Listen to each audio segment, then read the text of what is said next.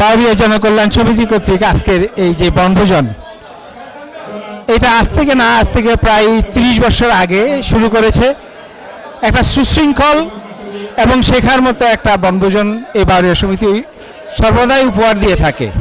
আর আমি এটার সাথে, যদিও আমার বাড়ি বাউরিয়া না, তারপরেও আমি ওতপ্রোতভাবে জড়িত প্রথম থেকেই।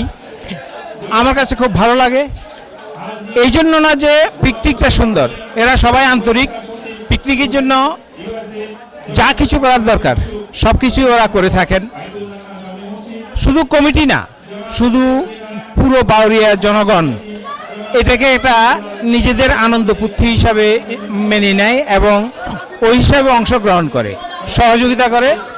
আত্মীয় স্বজনদের বা আশেপাশে গ্রাম থেকে যাদেরকে ওনারা দাওয়াত করেন, সবাইকে এমনভাবে আতিথেয়তা করেন যেন মনে হয় যেন শ্বশুর বাড়িতে আসছে তারা।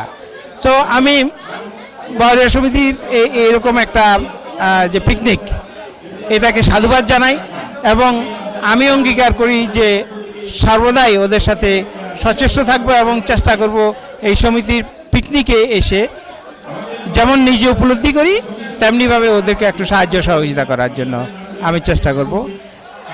বাউরিয়া সমিতি জনকল্যাণ সমিতির পক্ষ থেকে সবাইকে ধন্যবাদ যারা আসছেন, আগামীতেও ধন্যবাদ। এই যে আমার মনে হয় প্রবাসের সবচাইতে গ্রাম সমিতি হিসাবে প্রবাসের সর্ববৃহৎ এবং সবচাইতে সুন্দর একটা পিকনিক বাউরিয়া সমিতি করে। এত সুন্দর পিকনিক আমি দেখি নাই, হয়তো হইতে পারে, বাট আমার দেখা মতে এটাই সর্বোচ্চ এবং সর্বশ্রেষ্ঠ একটা পিকনিক করে থাকে। বাউরিয়া সমিতির কার্যকরী কমিটি এবং বনভোজন কমিটিকে অসংখ্য ধন্যবাদ এমন সুন্দর একটা অনুষ্ঠান করার জন্য। Thank you very much.